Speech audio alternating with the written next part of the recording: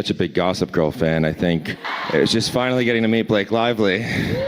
My husband, when he watched this movie, he's like, I love him so much. He goes, I want you guys to be together so bad. He's like, he loves her so much. Look at this. He's like sliding into Brandon's DMs. Hey besties, welcome back. You will not believe the Hollywood drama we're diving into today. Grab your popcorn because this one is wild. We're talking about Blake Lively's so-called favorite actor from It Ends With Us, Brandon Sklenar, the guy who honestly barely even had a role in the movie.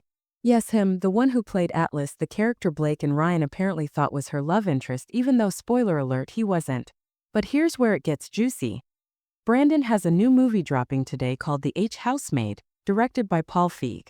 And in all the red carpet interviews and press coverage leading up to this premiere, Brandon has been hinting, sometimes subtly, sometimes not, that Blake Lively played a huge role in him landing this part.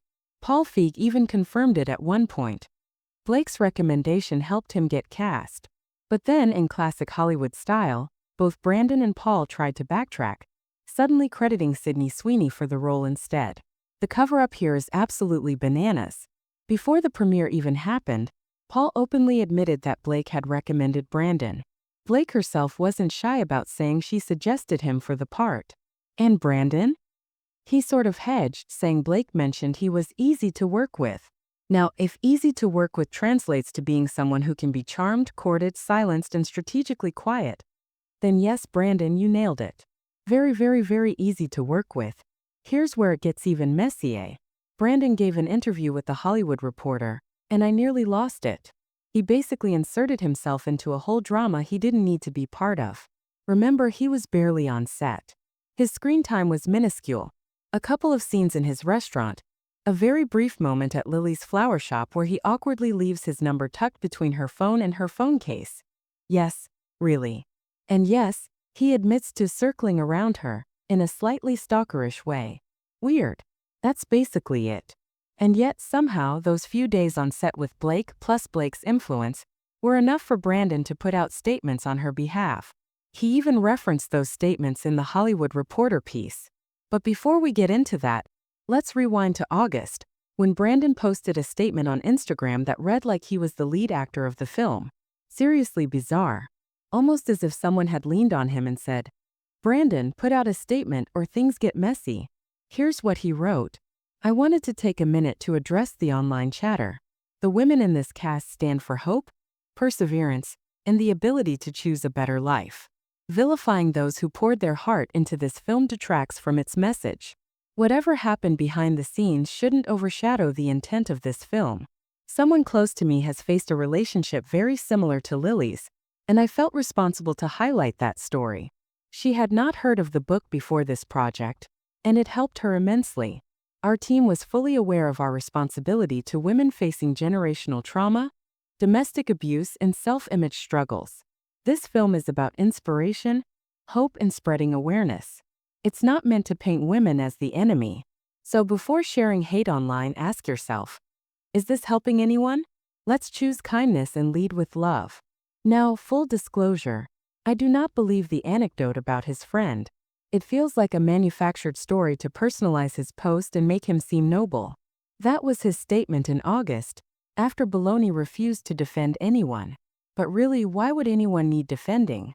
The online backlash was less about Brandon and more about Blake allegedly taking control of the film. Colleen Hoover's fans knew Justin was involved from the start, and that the film's progress depended heavily on him.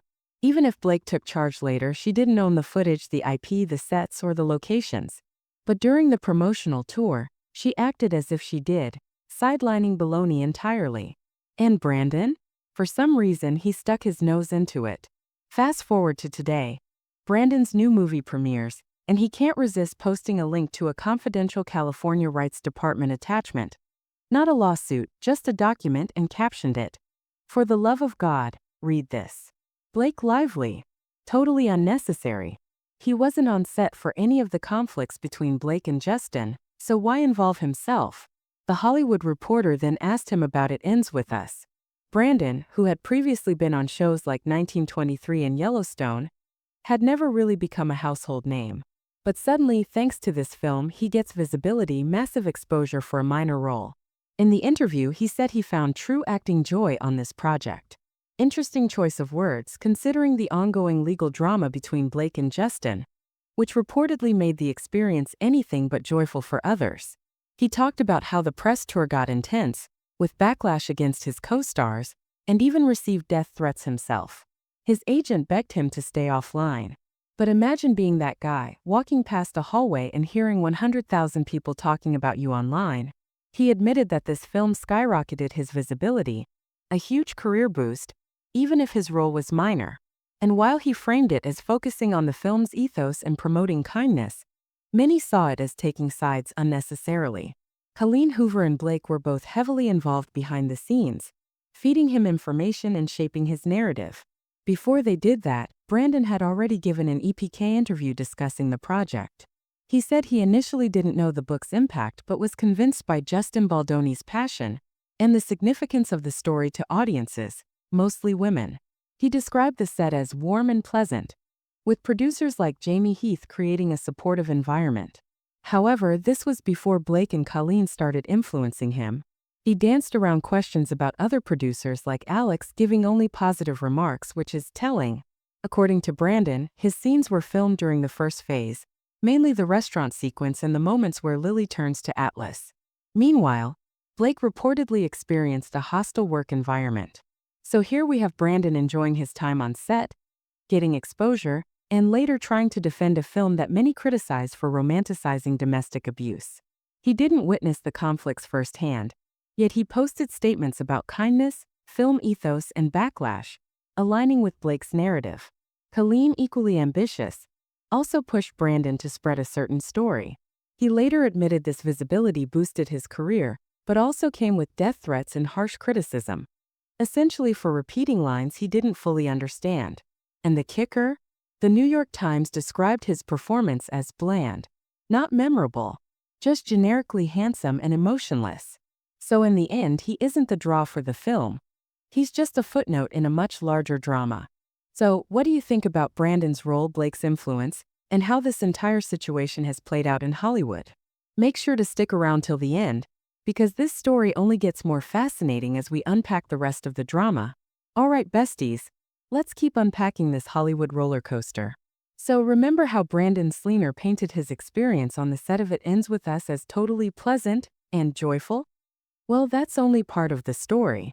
While he was enjoying the set, Blake Lively reportedly had a completely different experience. She described the environment as hostile, which makes Brandon's Instagram statements about kindness and warmth feel a little tone-deaf, to put it lightly. Here's where it gets messy. Brandon never actually witnessed the conflicts on set. Everything he knew came secondhand, from Blake and Colleen Hoover. Colleen, by the way, was very active behind the scenes, constantly communicating what had happened with Justin Baldoni and other crew members. She wasn't just observing. She was influencing how Brandon viewed the situation. So, when Brandon posted his statements about promoting positivity and defending the women on set, he was really echoing what Blake and Colleen wanted him to say, not his first-hand experience. Now let's talk about the content of those statements. Brandon tried to frame himself as someone standing up for women and the film's message, emphasizing hope, awareness, and kindness. But here's the catch. Many of the criticisms he was responding to weren't really about the film's ethos at all. They were about Blake's role in taking over production, controlling narratives, and sidelining people like Baldoni, who had been instrumental in getting the project off the ground.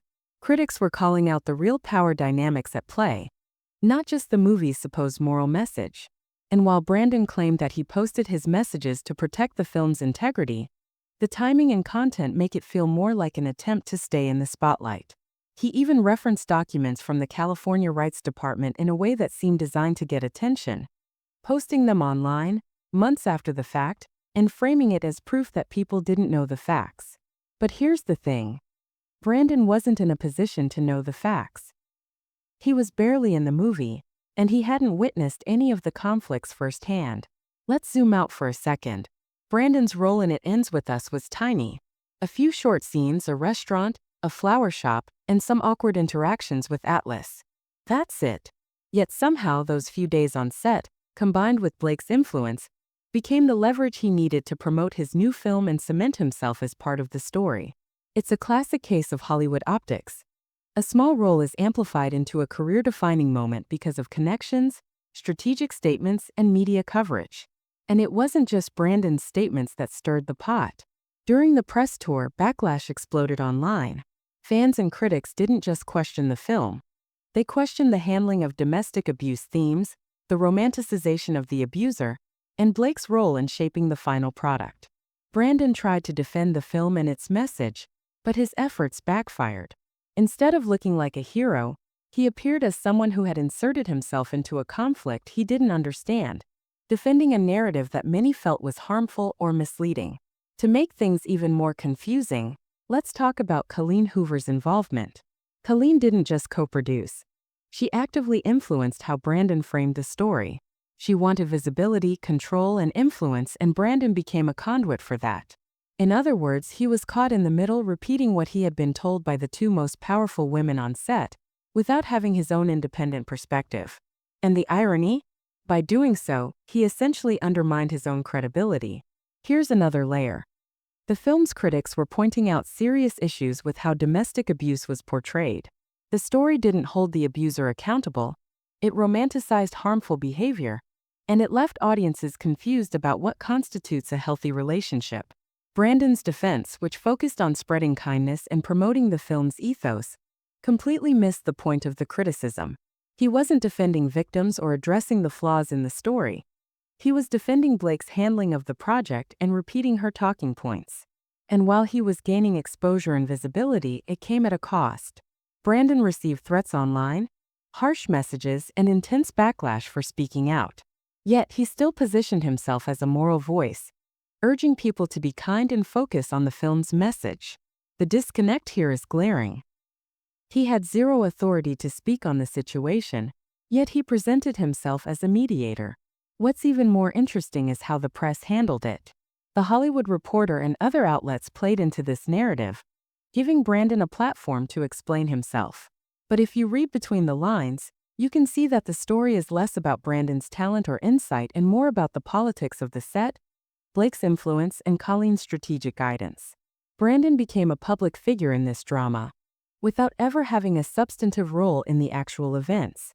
Let's not forget Paul Feig, the director of Brandon's new film. Earlier, he had confirmed Blake's recommendation as a key factor in casting Brandon. Then later, he tried to backtrack, claiming Sydney Sweeney was responsible instead. This back and forth is a classic Hollywood damage control move, designed to protect reputations while keeping the media interested. Brandon's statements fit perfectly into this pattern. He inserted himself into a narrative where he didn't need to be, amplified claims he couldn't verify, and ended up tied to a story much bigger than his own experience. At the same time, Brandon's career benefited from all of this. His visibility skyrocketed, and he got new opportunities like The Housemaid. But here's the catch. The New York Times described his performance in It Ends With Us as bland and unremarkable. So while the drama gave him exposure, it didn't elevate his talent in the eyes of critics. Essentially, he gained fame without delivering a performance that would have earned it on its own merit. And that's the heart of this story. Fame versus integrity. Brandon chose visibility, inserted himself into a conflict he didn't understand, and defended narratives he had no first-hand knowledge of. Meanwhile, the real issues, the hostile environment Blake reportedly experienced, the mishandling of domestic abuse themes, and Colleen Hoover's control over the project, remain largely obscured behind the PR spin.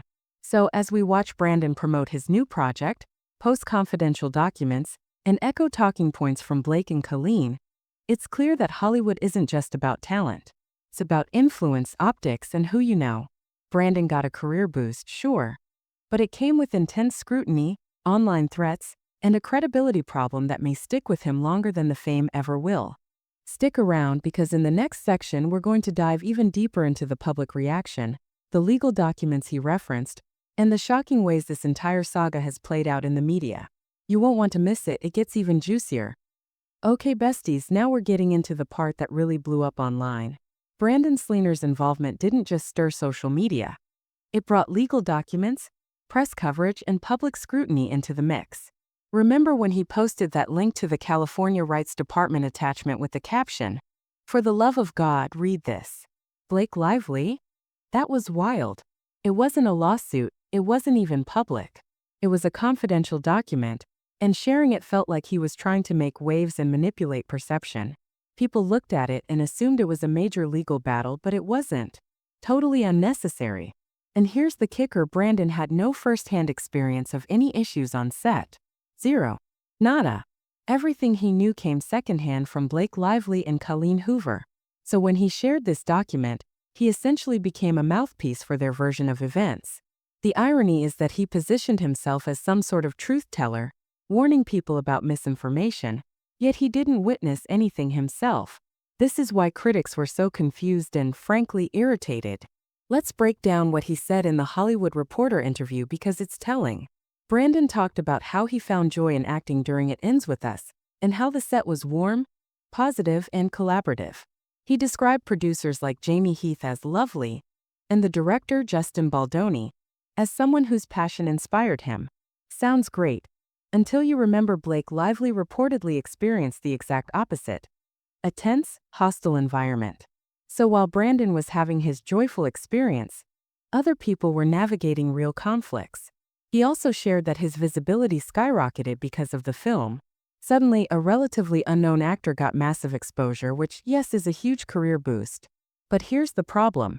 He leveraged that exposure to defend the film and co-stars, even though he had no personal knowledge of the behind-the-scenes drama. It's one thing to speak on behalf of a project you understand. He barely had scenes. It's another to publicly take sides in a complicated conflict. And that's exactly what he did. Now let's circle back to the controversial Instagram post he made back in August. Brandon framed it as a heartfelt message, defending women and promoting kindness. But anyone reading it critically can see it was heavily influenced by Blake and Colleen. His friend anecdote? Probably fabricated to make the statement more personal and palatable. The post was less about standing up for truth and more about aligning himself with the people controlling the narrative. And that's where the backlash really comes in. People weren't upset at Brandon for no reason. They were reacting to the fact that he inserted himself into a story he didn't live and spoke on issues he didn't witness. Online, fans and critics flooded his comment sections with criticism, some civil, some brutal. He received death threats, insults, and tons of hate messages. And while his agent advised him to step back, Brandon couldn't resist staying in the spotlight. He had a front-row seat to a conflict that wasn't his, and he leaned into it. Meanwhile, the real issues, the depiction of domestic violence in the film, got overshadowed by the celebrity drama. Critics and domestic violence advocates had valid concerns. The story didn't hold the abuser accountable, romanticized harmful behavior, and presented a confusing message to viewers about what a healthy relationship looks like. Yet Brandon framed all criticism as misinformed attacks on the women involved, ignoring the fact that the film itself was the target. This misalignment made him look naive at best, complicit at worst. And here's something fascinating. Colleen Hoover wasn't just a passive influence. She actively directed how Brandon should perceive the events. After meetings with Justin Baldoni, she would call Brandon to gossip about what happened, essentially giving him inside access. But with her spin, Blake, Colleen, and Brandon formed a triangle of narrative control, with Brandon as the voice repeating their perspective. He became a public figure in this story without actually experiencing the major conflicts himself. Now think about this from a career standpoint. Brandon's new movie, The Housemaid, is premiering today, and all this controversy conveniently boosts interest. His association with Blake, Colleen, and the legal drama gives him media attention that few actors achieve without blockbuster roles. But here's the flip side. The New York Times called his performance in It Ends With Us bland and forgettable. Critics didn't see the rising star narrative he tried to sell. They saw someone benefiting from controversy, not talent. It's a classic Hollywood scenario. Optics over reality.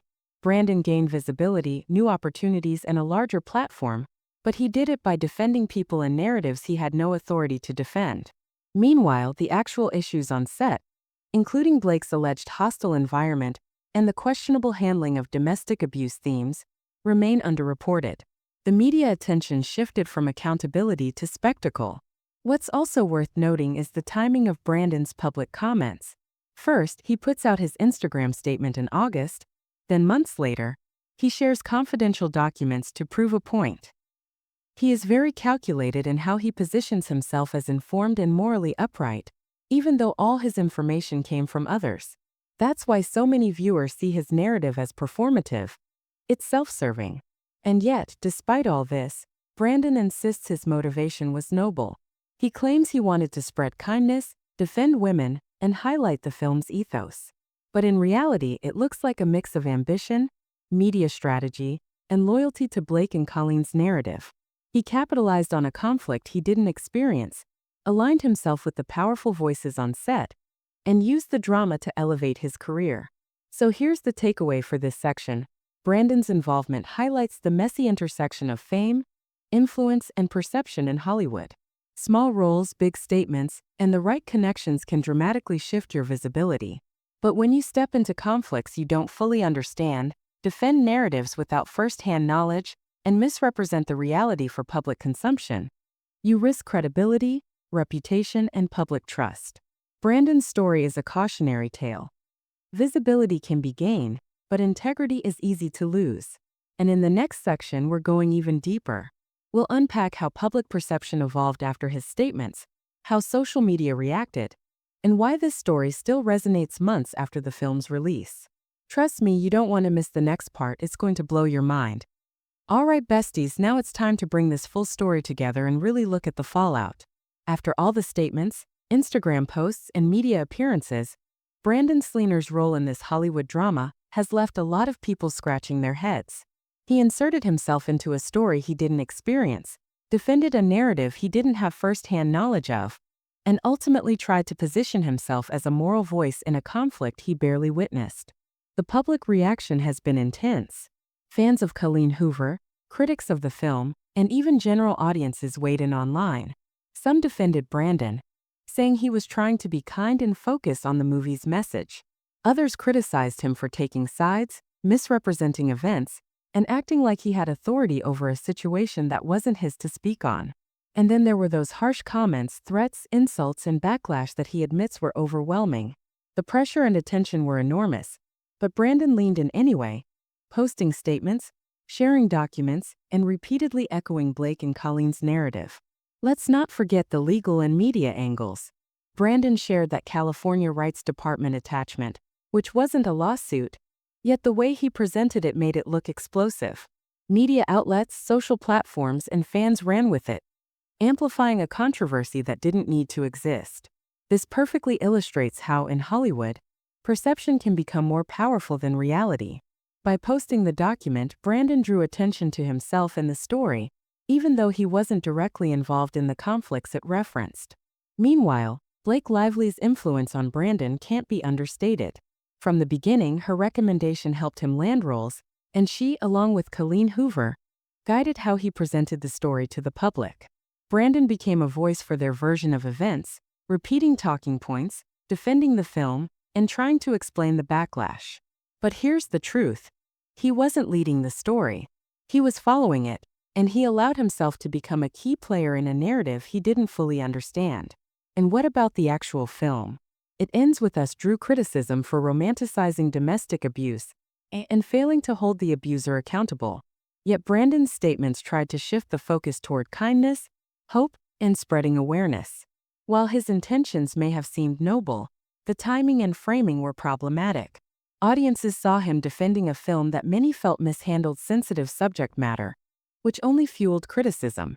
His attempts to frame the discussion as about ethics and positivity didn't erase the underlying concerns about the story itself. From a career perspective, though, Brandon benefited. He gained massive visibility, secured new opportunities, and leveraged his association with Blake and Colleen to keep himself relevant. However, the critics noticed.